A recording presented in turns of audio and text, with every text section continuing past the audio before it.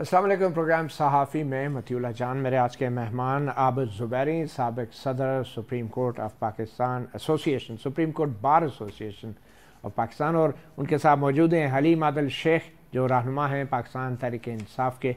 बहुत शुक्रिया आप दोनों मेहमानों का।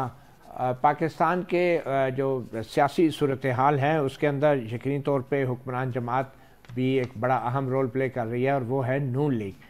तो उसमें हमें ज्वाइन किया है अली गौर खान बलोच साहब ने, जो टेलीफोन लाइन पे हमारे साथ मौजूद होंगे। सबसे पहले तो तमाम नज़रें इस वक्त अदलिया पे हैं, चाहे वो 6 जजों के ख़त से मुतल्लक सुप्रीम कोर्ट की कार्रवाई है, चाहे वो वकला का लाहौर हाई कोर्ट पर एहतजाज है, वहाँ पे एक अजीब कशमकश सी चल रही है, चाहे वो जेल के अंदर से बानी PTI इमरान खान के बयानात हैं जो अब बाहर आ रहे हैं। ये तमाम जो मामलात हैं, पाकिस्तान की सियासत जो है वो घूम फिर कर अदलिया की तरफ ही आ जाती है। तो आबिद ज़ुबैरी साहब, आपकी से ही मैं गुफ्तगू का आगाज़ करना चाहूँगा। पहले तो ये बताएं कि ये मामलात क्या चल रहे हैं लाहौर में। आज तो बहुत बड़ा एक एहतजाज हमने देखा वकला का लाहौर हाई कोर्ट के इमारत के बाहर, और वो अंदर दाखिल होने की कोशिश कर रहे थे। ये मसला क्या है और ये शुरू कहाँ से हुआ? हाँ, बिस्मिल्लाहिर्रहमानिर्रहीम। बहुत शुक्रिया मतीउल्लाह जान साहब, आपने मुझे बुलाया। देखिए, ये बड़ा सीरियस मसला है, ये काफ़ी अरसे से चल रहा है। वहाँ डिस्ट्रिक्ट कोर्ट डिवाइडेड है, तो इन्होंने कुछ अदालतें जो हैं वो अपनी, जो इनके ईवान अदल कहलाता है, जहाँ सारी अदालतें थी लाहौर की, उनमें बहुत सारी अदालतों को शिफ्ट कर दिया। तो एक तरह से उनका मुतालबा ये था वकला का कि जी आप इस तरह करके बेसिकली बार को कमज़ोर करने की ये बात है, तो आप इन अदालतों को वापस लाएं।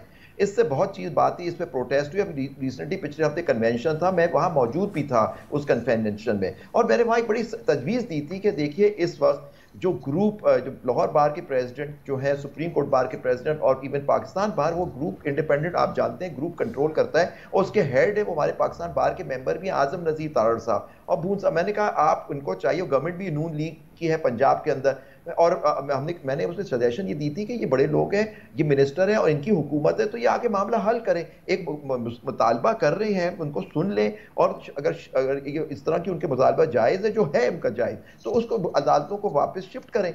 ये होता था, वो नहीं हुआ। आज प्रोटेस्ट उन्होंने की तो लाठी चार्ज कर दिया। नून लीग की हुकूमत है वहाँ, आप जानते हैं। तो ये देखिए, तो इसके सिलसिले में बहुत सारे और देखिए हर चीज़ में वकील के साथ एक किया जाता है, आप भी गवाह इन चीज़ों के, कि फौरन एंटी टेररिज्म लॉ के अंदर उनको चालान कर दिया जाता है। वकला के ऊपर भी ATA लगा दिया गया।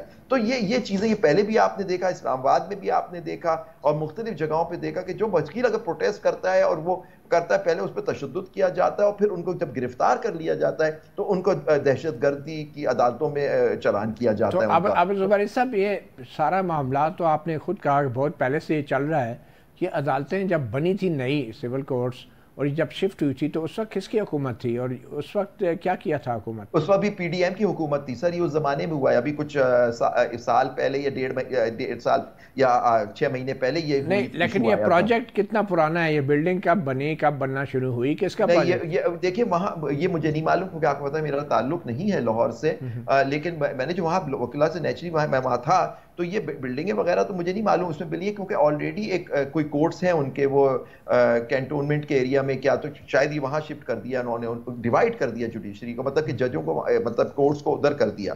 तो देखिए कराची में, मगर ये लोगों की आसानी के लिए तो है ना कि वो ईवान अदल जो है वहाँ पे तो अब मुमकिन ही नहीं है, आबादी इतनी बढ़ गई है, तो इन कोर्ट्स को अगर अलग से कुछ जगह मिल रही है तो ये आवाम के लिए सहूलत नहीं है। देखिए, नहीं, अवाम के लिए सहूलत बिल्कुल नहीं है, क्योंकि बुकला को देखिए, एक जगह हमारे कराची में भी सारे डिस्ट्रिक्ट्स के कोर्ट्स एक ही जगह हैं सिवाय मलीर कोर्ट के। तो उसकी वजह ये होती है कि वकील के लिए आसानी होती है कि डिफरेंट डिस्ट्रिक्ट्स में वो आता है, उसके क्लाइंट के लिए भी आसानी होती है, और एक सेंट्रल जगह हो तो बहुत आसानी होती है एक जगह आने का। तो ये आप इसकी प्रैक्टिकलिटी भी है, और ये हमेशा से चल रहा है। अगर अब जहाँ कमी है तो आप वहाँ बिल्डिंग बना लें, उसको चेंज करके वहाँ वही जगह है, उसके ऊपर आप नई बिल्डिंग, जैसे हमारी डिस्ट्रिक्ट कोर्ट में बनती है कराची के अंदर, ये लाहौर में भी किया। अब लाहौर तो, कराची कितना बड़ा शहर है आप जानते हैं। हम अली गौर साहब से हम चेक कर लेते। अली गौर साहब अगर टेलीफोन लाइन पे हमें ज्वाइन कर रहे हैं, तो अली गौर साहब, ये क्या हो रहा है लाहौर में? आपकी हुकूमत है और आपने आबिद ज़ुबैरी साहब को सुना। बिस्मिल्लाहिर्रहमानिर्रहीम। शुक्रिया मतीउल्लाह जान भाई, आप प्रोग्राम में मौका मिला आपसे मुखातिब होने का। देखिए ये है कि सबसे पहली बात तो ये है कि चाहे कोई सियासी पार्टी हो या वकला हो, अगर किसी इशू के ऊपर पुरअमन एहतजाज करें तो वो तो उनका बुनियादी हक है। और मेरा ख्याल है कि जो हाई कोर्ट के जज साहिबान हैं और दीगर हमारी सेशन कोर्ट्स हैं, वहाँ के जज साहिबान ने भी सख्ती के साथ मना किया हुआ है और कानून के तकाजे भी यही है कि किसी भी चार दीवारी के अंदर जाकर एहतजाज करने से वहाँ पर बहुत बड़ा हंगामा बर्पा हो सकता है। वहाँ पर अदालतें हैं, जाहिर है वकला जबरदस्ती उसके अंदर घुसना चाहते थे चंद लोग, और अगर वो अंदर जाते तो जाहिर है वहाँ पर हमारे जज साहिबान बैठे होते हैं, अदालतें लगी होती हैं, तो वहाँ पर कोई बहुत बड़ा हंगामा हो सकता था। और वैसे भी एहतजाज करने के लिए बाहर मुनासिब अदालतों के अहाता के अंदर जाकर एहतजाज करना, उसका मतलब एहतजाज नहीं होता, उसका मतलब हंगामा ही होता है। हाँ, अलबत्ता पुलिस जाहिर है जब रोकेगी और वकला उनके साथ गुत्थम गुत्था होंगे तो फिर जाहिर है हालात खराब होंगे। बहरहाल फिर भी इमिकेबली पुलिस को भी और इंतजामिया को भी ये चाहिए था कि किसी तरीके से ये मामला पुरअमन तरीके के साथ हल हो, ये पुरतशद्दद वाक़यात नहीं होने चाहिए। वकला के ऊपर तशद्दुद की मैं हमायत तो नहीं कर सकता। बज़ाहिर तो ये सारे फैसलों के पीछे chief justice Lahore high court हैं, उनकी इंतज़ामी कमेटी है, हाई कोर्ट के जजेज़ हैं। ये मामला तो जजेस और वकला के बीच में है, इसमें शायद बज़ाहिर हुकूमत का कुछ रोल नहीं है। जी देखें, मुझसे पूछा है जी आपने। जी हाँ जी, मैं ये देखें वो बात अलग है कि चीफ जस्टिस साहब या वकला के दरमियान, लेकिन अदालतों की हिफाजत करना तो पुलिस का काम है ना, इंतजामिया का काम है, ताकि कोई लॉ एंड ऑर्डर की सूरत हाल ना हो, कोई उनके ऊपर जाकर हमला आवर ना हो जाए। अगर मिसाल के मैं आपको छोटी सी मिसाल देता हूँ, आप के टीवी चैनल के बाहर कोई आकर एहतजाज कर देता है, अगर पूरा खड़े होकर एहतजाज कर रहे ठीक है, अगर वो चैनल की बिल्डिंग के अंदर घुसेंगे और आपके स्टूडियो के अंदर दाखिल हो जाए तो उस चीज की तो ना कानून इजाजत देता है, ना अखलाकियात इजाजत देते हैं, ना हमारा आईन इजाजत देता है। वकला तो अदालत के अंदर ही अच्छे लगते हैं, बाहर नहीं। हलीम अदल शेख साहब, बहुत शुक्रिया, आपने भी आज हमें वक्त दिया है। पहले तो आप ये बताएं कि PTI की सूरत-ए-हाल क्या है? मखसूस नशिस्तें तो आर्जी तौर पर बज़ाहिर लग रहा है कि उससे मुतल्लिक जो फैसला आपके हक़ में आ गया सुप्रीम कोर्ट का, इसके बाद जो आपने फ़ौज के तर्जमान की प्रेस कॉन्फ्रेंस है वो भी सुन ली होगी, तो आप कैसे देख रहे हैं फ़ौज के रद्द-ए-अमल के ऊपर? देखिए, पहले तो मैं छोटा सा कमेंट करता चलूँ मोहतरम अली गौर खान साहब के ऊपर कि ये कहते हैं कि जी अहाते के अंदर भी एहतजाज ना करो, अहाते के बाहर हमारे साथ क्या होता है कि रोड पे जाते हैं तो मारते हैं, अंदर जाने की इजाज़त नहीं है। तो ये है सूरत हाल पंजाब की। और बाकी देख लिया होगा आपने कि खारिया में, इधर भावल नगर में, फिर वहाँ पुलिस कुछ नहीं करती, लेकिन जो कानून के दायरे में रहते हुए, आइन के दायरे में रहते हुए प्रोटेस्ट करना एक आइनी हक है, होता है, वो वकला करें, हम लोग करें, जो भी करें, तो फिर जहाँ इनका ज़ोर चल जाता है वहाँ फिर इनकी पुलिस गर्दी स्टार्ट हो जाती है।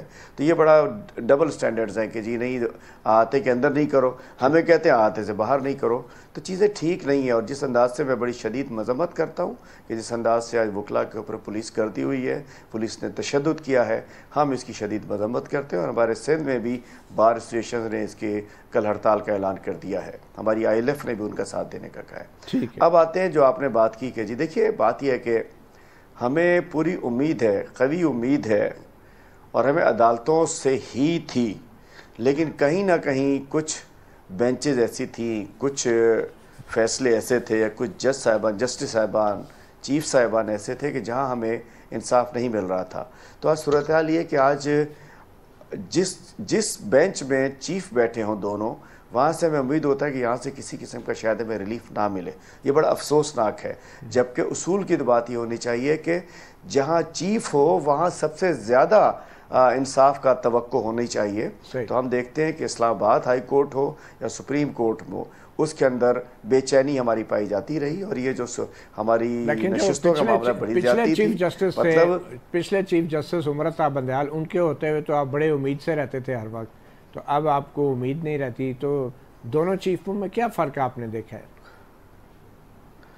देखिए उसमें इंसाफ होता था, इसमें इंसाफ नहीं होता। अच्छा। इसमें हमने जो देखा कि चीज़ें सामने आ रही हैं ना बहुत सारी, जिस अंदाज से हमें जो बल्ले का हमारे अशर किया गया वो सबके सामने है, जिस अंदाज से हमारे इलेक्शन को बर्बाद किया गया वो सबके सामने है, जिस अंदाज से कभी कहा जाता है हम टीवी नहीं देखते, कभी बयान दिए जाते हैं, तो बहुत सारी चीज़ें आपने तो आपसे बड़ा ज़्यादा माशाल्लाह मैं आपको फॉलो करता हूँ और आपने भी बड़ा स्टैंड लिया है, हम आपकी कदर करते हैं। चंद साफियों में से जिन्होंने तकालीफ बर्दाश्त की हैं, जिन्होंने स्टैंड लिया है, खुल के बात करते हैं। कि फौज के तर्जुमान की जो प्रेस कॉन्फ्रेंस है वो कह रहे हैं कि कल हुकूमत अब बाकायदा तौर पे यौम स्याह मना रही है 9 मई को, तो आप 9 मई को कैसे मना रहे हैं?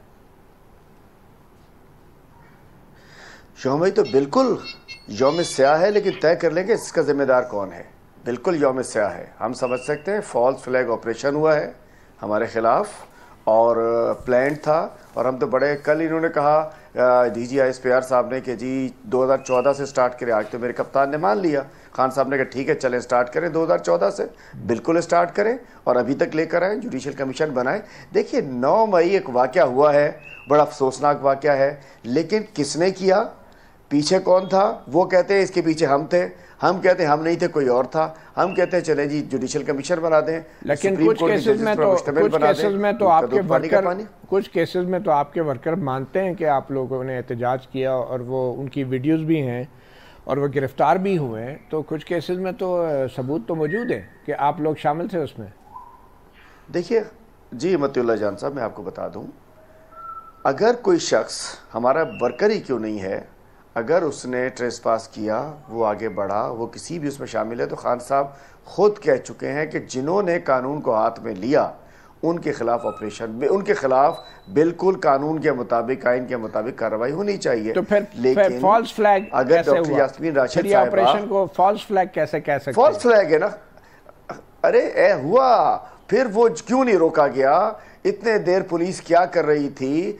थोड़ी थोड़ी देर में पंजाब पुलिस तो बड़ी एक्टिव पुलिस है, कहीं भी पुलिस क्यों नहीं थी? एक प्रोटेस्ट करने गए लोग गए, फिर उनको धकेला किसने? देखिए लीडर तो कोई नहीं गया ना, एक लीडर एक ऐसा नहीं है, कोई PTI का बड़ा ऑफिस बेयरर या ऑफिस बेयरर नहीं है जिसने जाके कुछ किया हो। बात ये जो अंदर दाखिल हुआ हो, जिसने इंस्टिगेट किया हो, जिससे ये वाज़ेह हो चुका है। चले अगर मैं गलत कह रहा हूँ, उनके इल्जाम के हम कहते हैं वो प्रेस कॉन्फ्रेंस करके छूट गए ना वो कुछ बड़े लीडर,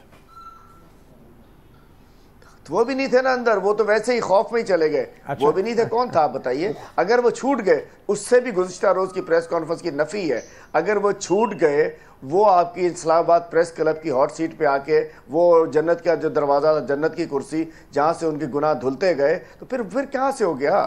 फिर जो कहते हैं 9 मई वालों को सज़ा मिलेगी, वो जो जन्नत की कुर्सी थी जहाँ से आके जो बैठता था वो करके निकल जाता था, पुल सरात पास कर।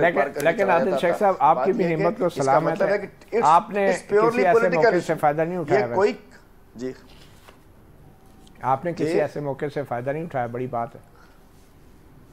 बस जी अल्लाह ताला ने करम किया, मैं भी 6 महीने जेल रहा हूँ, अल्लाह ताला ने करम किया, अल्लाह ताला ने अपना रहम किया और आज सुरखरू हैं, आज सुरखरू होकर बैठे हुए हैं। जो गए थे वो आज भी कहते हैं हम पछता रहे हैं, हमें पछतावा है, हमें ले लो, हमें ये कर लो, हमें वो कर लो। एक छोटी सी कहना चाहता हूँ कि ये कल जो प्रेस कॉन्फ्रेंस थी, ये गलत मौके पर मुझे जिसने मशवरा दिया, देखिए कौम इस वक्त टूटने की मुताबिल नहीं हो सकती, एक ही पार्टी है जो कौम को जोड़ सकती है, एक ही कायद है जो इमरान खान जो कौम को जोड़ सकता है, वो एल्फी, वो एक स्टोन, वो समद बॉन्ड सिर्फ हमारे पास है, बाकी सबके पास एक्सपायर्ड हैं। अगर कौम और इदारों को, मुल्क को एक ताकत बनाना है, कौम को एक करना है, तो वो एक लीडर है जो सबको एक आवाज से, एक नारे से, एक ललकार से, एक प्रेस कॉन्फ्रेंस से सबको एक पेज पे इकट्ठा कर सकता है। गुज़िश्ता रोज जिसने भी जो बयानात आ रहे हैं, गलत मशवरा दिया गया, एक और दफा शेख साहब जो बयानात आ रहे हैं PTI के चेयरमैन, देखिए जबरदस्ती कोई जज नहीं है, शेख साहब PTI चेयरमैन के बयानात आ रहे हैं, कोई जज नहीं है, उस जेल के बयानात से तो ये नहीं लगता कि आपके पास कोई गोंद है, दोनों तरफ की सुनता है, जोड़ने के लिए हकाइक पे जाता है,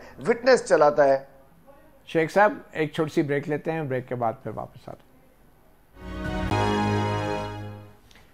वेलकम बैक। हमारे साथ प्रोग्राम सहाफ़ी में हम बात कर रहे थे हलीम आदिल शेख साहब से, और आबिद ज़ुबैरी साहब भी हमारे साथ मौजूद हैं, साबिक़ सदर सुप्रीम कोर्ट बार एसोसिएशन, और अली गौर खान बलोच मुस्लिम लीग नून के रहनुमा। हलीम आदिल शेख साहब, क्विकली एक सवाल, इमरान खान साहब का बयान आया है आज, वो कह रहे हैं कि 9 मई और 1971 में ममासलत है, ये क्या ममासलत है?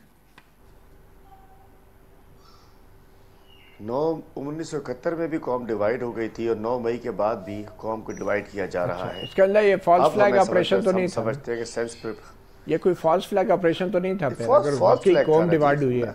ये जो देखे जी, जो आवाज़ कट रही है आपकी, ये जो है वो नहीं था, जो नहीं था वो है, तो फिर ये जो पोर्ट्रे किया जा रहा है वो नहीं है। और इस कंफ्यूजन को ख़त्म करना है तो कमीशन बनाए। आप मतीउल्लाह जान कुछ कहते रहे, मैं कुछ कहता रहा हूँ, ISPR कुछ कहता रहे, हमारी क़यादत कुछ कहती रहे, इससे काम नहीं चलेगा।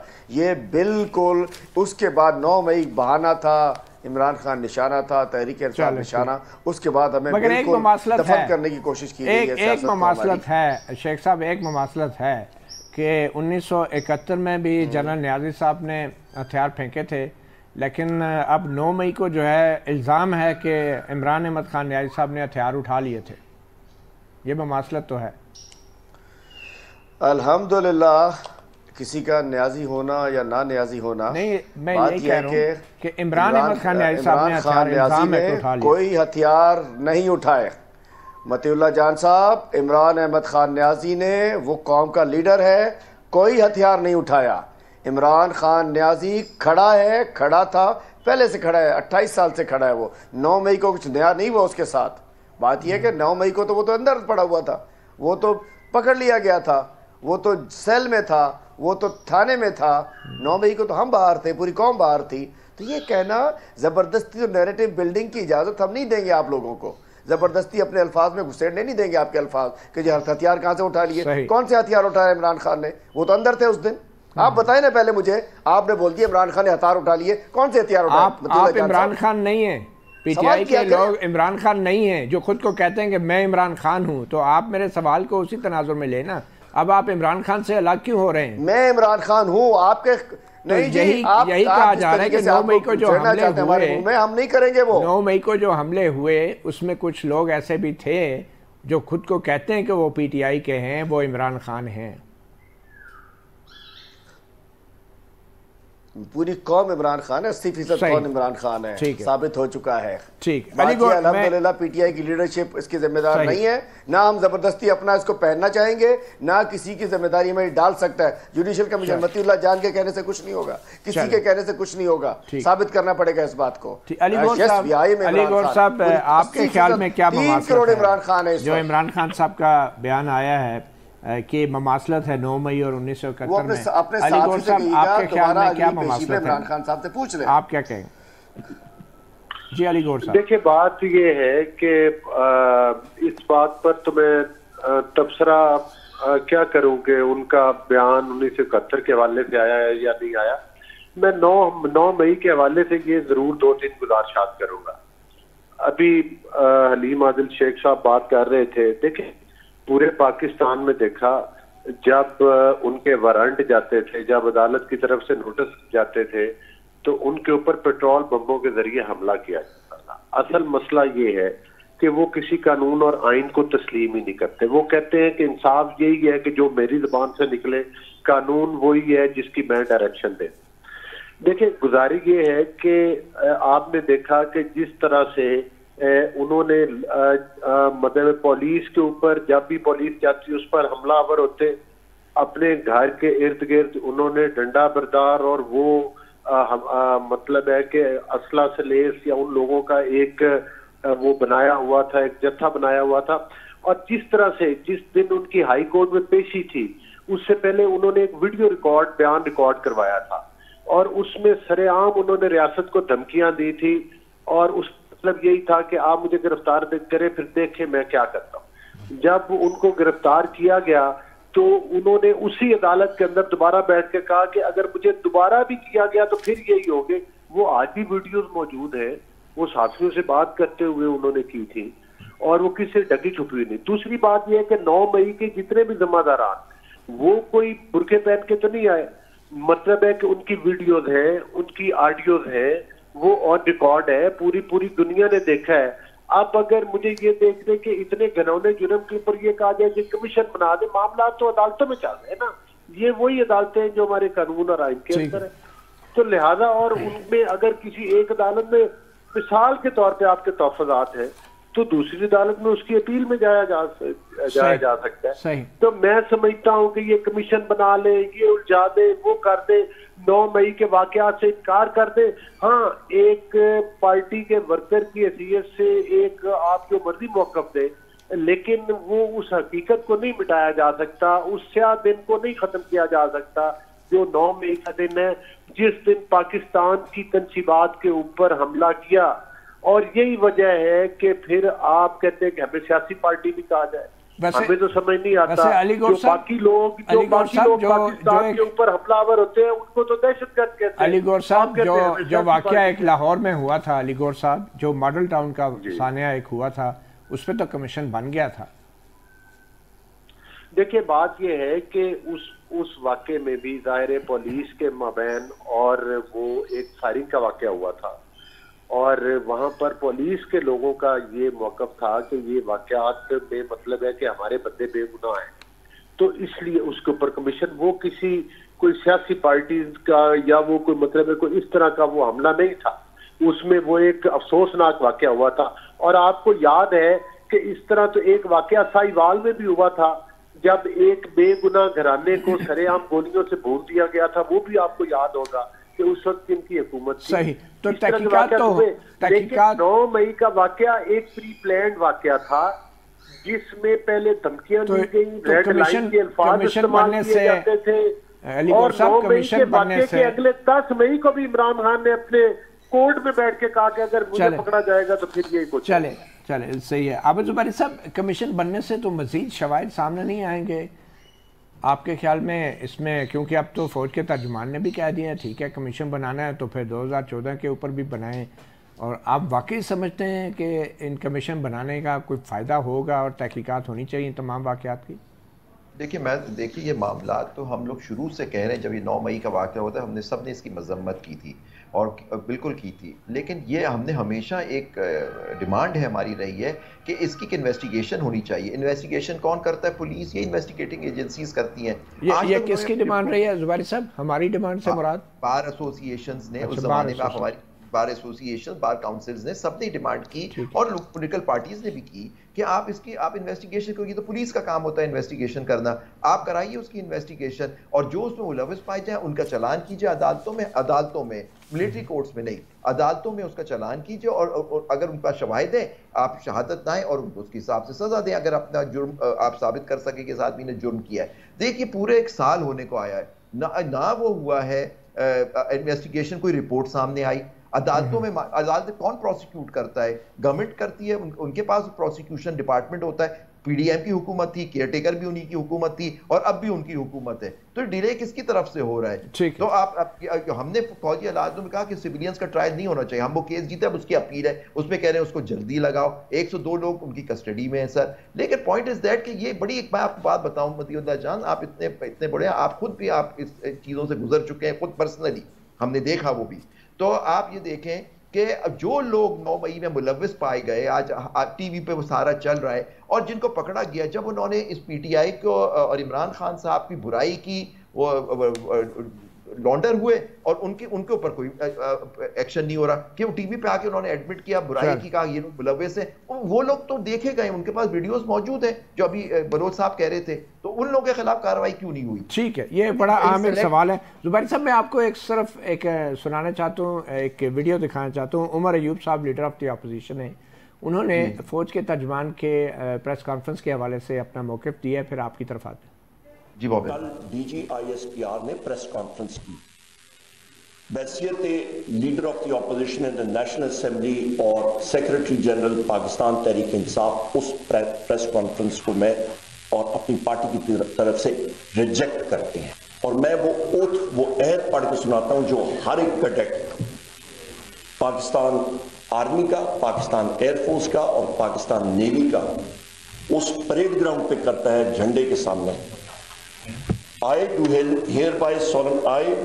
solemnly swear that I will bear true faith and allegiance to Pakistan and uphold the Constitution of the Islamic Republic of Pakistan, which embodies the will of the people. That I will not engage myself in any political activities whatsoever, and that I will honestly and faithfully serve Pakistan in the Pakistan Army, Navy or Air Force as required by and under the law. Clear है या नहीं clear? No political activity. एक छोटी सी break लेते हैं और break के बाद फिर हम इस सवाल का भी जवाब लेते हैं। Welcome back. तो आबिद ज़ुबैरी साहब, बतौर एक कानूनदान आपने सुना उमर अयूब ने जो कहा, पूरा वो हल्फ पढ़ के सुना दिया, तो आप उनके इस बयान के बारे में क्या कहेंगे? बिल्कुल बयान सही है, बिल्कुल उन्होंने सही पढ़ा। हम लोग पढ़ते हैं, हम भी यही कहते हैं कि जी उनको पॉलिटिकल एक्टिविटीज़ में नहीं हिस्सा लेना चाहिए, और अगर आप लेंगे तो आपने हल्फ की, लेकिन ये हल्फ आप मतीउल्लाह साहब नहीं, तो इस प्रेस कॉन्फ्रेंस में क्या है? प्रेस कॉन्फ्रेंस क्या एतराज़? आपको याद होगा ये हल्फ तो हमेशा लिया जाता है, लेकिन 4 मार्शल लॉज इस मुल्क में लग चुके हैं। तो वो भी उन फौजियों ने भी तो यही हल्फ लिया हुआ था ना सर। नहीं, लेकिन ये प्रेस कॉन्फ्रेंस का हल्फ से क्या ताल्लुक है? देखिए मुझे नहीं समझ आया प्रेस कॉन्फ्रेंस का क्या। देखिए मुझे नहीं समझ आता ये ISPR की प्रेस कॉन्फ्रेंस। देखिए मुझे जहां तक इल्म नहीं है, और एक जज साहब ने अभी इस प्रोसीडिंग्स में आप मौजूद थे उस दिन, I think justice Naeem Akhtar Afghan साहब ने कहा कि आप ये जो ISI, ये मुख्तलिफ इंटेलिजेंस एजेंसी किस लॉ के तहत ये काम करती हैं, किस लॉ के तहत ये इन पे क्या लॉ लागू होता है? नहीं ज़ुबैरी साहब, मैं जानना चाह रहा हूँ कि प्रेस कॉन्फ्रेंस जो है क्या ये हल्फ के मुताबिक है? देखिए मैं कहता हूं कि उन्होंने एक जो बात, मैंने प्रेस कॉन्फ्रेंस देखी नहीं, लेकिन जो थोड़ा सुना, उन्होंने इनकी एक पॉलिटिकल पार्टी जिसमें हलीम आदिल शेख जिससे मुंसलिक है, उसको कहा ये इंतशारी टोला है। ये मुझे बताया गया सर, आपने सुनी होगी वो प्रेस कॉन्फ्रेंस, मैंने नहीं सुनी।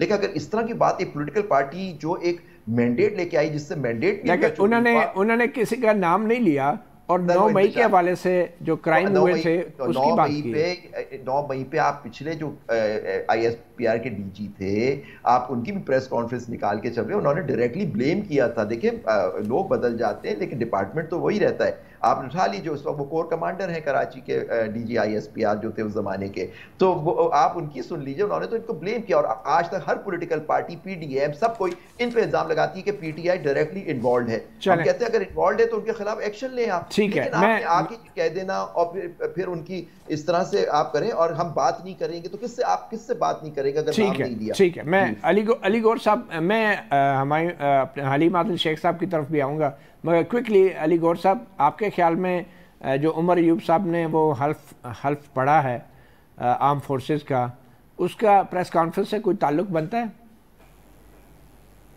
अली गौर साहब? नहीं, मैंने सुना नहीं है, अगर आप मुझे उसका मतन कुछ। उन्होंने सिर्फ यही पढ़ा है कि हम सियासी सरगर्मियों में हिस्सा नहीं लेंगे, वो अल्लाह को हाजिर नाज़िर जान के जो हल्फ पढ़ा जाता है कमीशन के वक्त, तो वो हल्फ पढ़ा है उन्होंने। तो आपके ख्याल में इस प्रेस कॉन्फ्रेंस से उस हल्फ का कोई ताल्लुक है या नहीं है? मेरा ख्याल है, देखें वाज़े तौर पर ISPR ने तो इस बात की सख्ती के साथ तरदीद की है कि आप हमसे क्यों बात, ये तो खुद कहते हैं कि हम उन्हीं से बात करेंगे। असल वजह तो ये है कि, लेकिन आप कह रहे हैं कि प्रेस कॉन्फ्रेंस जो है वो कोई गैर कानूनी अमल नहीं था। नहीं, जाहिर है जब उन पर आप बार बार नाम लेकर इदारों के ऊपर हमले भी करेंगे और इदारों को मुलव्वस करने की भी कोशिश करेंगे, तो वो फिर अपना बयान तो देंगे, अपना जवाब तो देंगे, अपना जवाब। तो वो जैसे 12 अक्टूबर को दिया। नहीं, वो जवाब जिस तरह से कि उन्होंने प्रेस कॉन्फ्रेंस की, सहाफी बैठे थे, सहाफियों ने बड़े तुंदो तेज और सख्त सवालात भी किए, और यानी बहुत अच्छी प्रेस कॉन्फ्रेंस रही है आपके ख्याल में? हलीम आदिल शेख साहब, आपके ख्याल में? उन्होंने अपना मौकफ दिया, उनको मौकफ देना चाहिए। सही। और जाहिर है कि जिन चीजों जो साथियों ने सवाल उठाए, जो इनकी पार्टी के लोग सवाल उठाते हैं या उन पर इल्जाम लगाते हैं, उनके उन्होंने जवाब दिए। अली गौर साहब मुझे ये बताएं, हमारे मुल्क में कोई वज़ीर आज़म भी है, कोई वज़ीर दिफा? बाय द वे वज़ीर दिफा का नाम बता सकते हैं आप? देखिए, बात यह है कि पूरी काबीना मौजूद है और तमाम फौजियों कानून और आइन के मुताबिक है। एक वक्त था कि ये तनकीद की जाती थी कि बहुत लंबी चौड़ी काबीना है, आज तो आप देख चले माशाल्लाह काबीना का साइज आपने बड़ा स्मार्ट रखा हुआ है, लेकिन वज़ीर दिफा कौन है? ख्वाजा आसिफ साहब। तो क्या इन मामलात पे वज़ीर दिफा को नहीं बोलना चाहिए? मैं समझता हूँ कि अगर आप इल्जाम डायरेक्ट फौज के ऊपर लगाएंगे, एस्टेब्लिशमेंट के ऊपर लगाएंगे, तो वो वज़ीर दिफा की कोई जिम्मेदारी नहीं है? नहीं, हुकूमत से रिलेटेड होगा और दिफा से रिलेटेड होगा, जहाँ पर जरूरी समझते ठीक है, हुकूमत और ऑब्वियसली पर हुकूमत का मौकफ देते हैं, दिफा से रिलेटेड मामला में वो अपना मौकफ देते हैं। दिफा हुकूमत के दिफा जो है वो हुकूमत की जिम्मेदारी नहीं है। बहरहाल आप ये कह रहे हैं हुकूमत की जिम्मेदारी है, जहाँ पर हुकूमत की जिम्मेदारी होती है हुकूमत जरूर रिस्पॉन्स भी। चले मैं क्विकली हलीम आदिल शेख साहब क्विकली आप कैसे देखते हैं इस प्रेस कॉन्फ्रेंस को? क्या उमर अयूब का जो बयान है आपने सुना है, क्या उसमें और प्रेस कॉन्फ्रेंस का कोई ताल्लुक बनता है? देखिए, उमर अयूब साहब का बयान 100% दुरुस्त है और रऊफ हसन साहब की प्रेस कॉन्फ्रेंस 100% दुरुस्त है। उमर अयूब खान की प्रेस कॉन्फ्रेंस को हम समझते जो उन्होंने बात की बिल्कुल ठीक की। हर इदारे को अपने आइन में दिए गए अपने मैंडेट पे रहना चाहिए और अगर ये आए थे इन्हें सबूत पेश करने चाहिए थे, इन्हें बताना चाहिए था कि ये सीसीटीवी फुटेज है जो गुम हो गई थी। सारा कुछ तो दिखा दिया उन्होंने, पूरी फिल्म दिखा दी, पूरी वीडियो चला दी। नहीं जी, अब वो तो पहले टीवी पे चल रही है ना, जो गुम हुई हुई है। हाई कोर्ट की सीसीटीवी फुटेज जब खान साहब को पकड़ कर लेकर गए थे, वो जो गुम हो गई, जिसने चुरा ली उसको वो बताते हैं ले जी हमारे इदारों ने ये निकाल ली। जो गुमशुदा चीजें हैं, जो तफ्तीश पे जो इमरान खान साहब कहते हैं, हम कहते हैं कि जो जिम्मेदारान हैं उनकी हमारे किसी भी लीडर की किसी तनसीब के अंदर दाखिल होते हुए वीडियो दिखाते कि जी ये देखें ये मिस्टर एक्स ये अंदर घुसा हुआ है, ये अंदर घुसा हुआ है, ये अंदर घुसा हुआ है। ये तो 1 साल से देख रहे हैं और ये जो आपने दिखाना चाहा 1 साल में 9 फरवरी को लोगों ने दफन कर दिया है। दफन खत्म शुद, बहुत शुक्रिया, खत्म शुद। बहुत शुक्रिया हलीम आदिल शेख साहब। आखिर में मैं क्विकली आज की एक अहम खबर जो सिविल सोसाइटी के लिए, सियासतदानों के लिए, मीडिया के लिए, अदालतों के लिए, सब के लिए अहम है, वो इंसानी हकूक़ से मुताल्लिक जो एक रिपोर्ट जारी हुई है human rights commission of Pakistan की तरफ से साल 2023 के हवाले से। उसका मुख्तसर खुलासा जो है सबके लिए जानना बहुत ज़रूरी है। और इस रिपोर्ट के मुताबिक पाकिस्तान को कानून की हुक्मरानी के एतबार से 142 ममालिक में से 125वें नंबर पर पाकिस्तान रहा और ये सूरत हाल 219 से बरकरार है। बांग्लादेश, इथोपिया और युगांडा जैसे ममालिक पाकिस्तान के बाद आ रहे हैं और रिपोर्ट में इंडिया की सूरत हाल बहुत बेहतर बताई गई है, 94, क्योंकि हम मुकाबला करते रहते हैं। जबरी गुमशुदगियों के मुताल्लिक तहकीकाती कमीशन के मुताबिक 2023 के आखिर तक 2299 केसेस हल नहीं हुए। सियासी सरगर्मियों को महदूद करने के लिए दफ़ा 144 का इस्तेमाल ज़्यादा हो रहा है। 9 मई के फसादात के बायस रियासती जबर की वजह से कई सियासी कारकुनों और रहनुमाओं को तहरीक इंसाफ से अलहदगी इख्तियार करना पड़ी। 2023 में गैरत के नाम पर 226 खवातीन का कत्ल हुआ, 700 को अगवा किया गया, 631 खवातीन के साथ जिनसी ज़्यादती, जबकि 277 को इज्तिमाई ज़्यादती का निशाना बनाया गया। मेहनत कश तबके के लिए हिफाजती इक़दामात नहीं हैं। 2023 में 87 मजदूर हादसात में हलाक हुए और 74 ज़ख्मी हुए। 2023 में 2 करोड़ 60 लाख बच्चे स्कूलों में दाखिला नहीं ले सके। तो ये मुख्तसर एक खुलासा था। इसके हवाले से अबू ज़ुबैरी साहब आप कुछ कहना चाहेंगे क्विकली? बिल्कुल जी, बड़ा अफसोसनाक खबर है ये आपने बताई। और लेकिन आप इंडिया की ये रिपोर्ट में थोड़ी सी फिर मुझे थोड़ा सा परेशानी होती है इस रिपोर्ट के बारे में। जो ह्यूमन राइट्स का इंडिया में हाल है सर, जो मुसलमानों के साथ, अक़लियतों के साथ वहाँ हो रहा है और जो वहाँ उन जर्नलिस्ट के साथ हो रहा है, क्योंकि मेरा अपना एक दोस्त बचपन का जर्नलिस्ट है, वो मुझे बताता है कि जो हालात हैं वहाँ, तो मुझे नहीं समझ आता वो 94 नंबर पर कैसे आ गए। बड़ी हैरानगी की बात है। और वहाँ भी अदलिया का हाल जो उन्होंने अभी बाबरी मस्जिद वगैरह पे फैसले दिए, वो अल्लाह ही हाफिज है उनकी भी अदलिया का। तो ये कह देना कि ये हमारे, लेकिन अगर हम अपने मुल्क से कंसर्न करें, हमें दूसरों का फिक्र नहीं होनी चाहिए। हमारे मुल्क में जो हाल है वो अगर ये है कि और जो 9 मई के बाद या और इस तरह के बाद और जो 2 साल से हम देख रहे हैं जो ह्यूमन राइट्स की वायलेशन हो रही, खवातीन के साथ जो ज्यादती हुई है 9 मई के बाद, जो पुलिस ने, पंजाब पुलिस ने और दूसरी जगहों पे सर, तो ये सारी चीजें बिल्कुल हाईलाइट हुई हैं। तो मैं समझता हूं कि ये रिपोर्ट आनी चाहिए हमें इस पे। अब जो हमारे एग्जेक्टिव है वो देखे कि क्योंकि यही एग्जेक्टिव तो उसी 2023 में भी थी, तो आप देखें कि उसमें किस तरह से उनसे बेहतरी की उम्मीद तो हो नहीं सकती जब फॉर्म 47 की हुकूमत। आपके ख्याल में हमारे जो अदालती इंसाफ का अमल है उसमें कोई बेहतरी आई है? सर, हमारे अदल में बेहतरी जब उस वक्त तक नहीं आएगी जब तक आप कानून और आइन के हिसाब से जो इंटरफेरेंस, जो हम खुल के अब सामने बात आ गई, जो आप देख रहे हैं जब तक इसको हटाएंगे नहीं तो उस वक्त तक हाँ इसमें बहुत बेहतरी की गुंजाइश है, लेकिन उम्मीद ये करते हैं जो जजेस हैं वो इस पे कॉन्सेंट्रेट करें, केस मैनेजमेंट पे, कि किस तरह से जो केसेस जो साल से चल रहे हैं लोगों के वो किस तरह से जल्दी हल किए जाएं। और केसेस की तादाद भी 57,000 से जायद सुप्रीम कोर्ट में जो भी है, लेकिन सर पॉइंट इज दैट। बहुत शुक्रिया आबिद ज़ुबैरी साहब, हनीम आदिल शेख साहब और अली गौर साहब। सहाफ़ी प्रोग्राम से इतना ही, इजाज़त दीजिए, अल्लाह हाफ़िज़।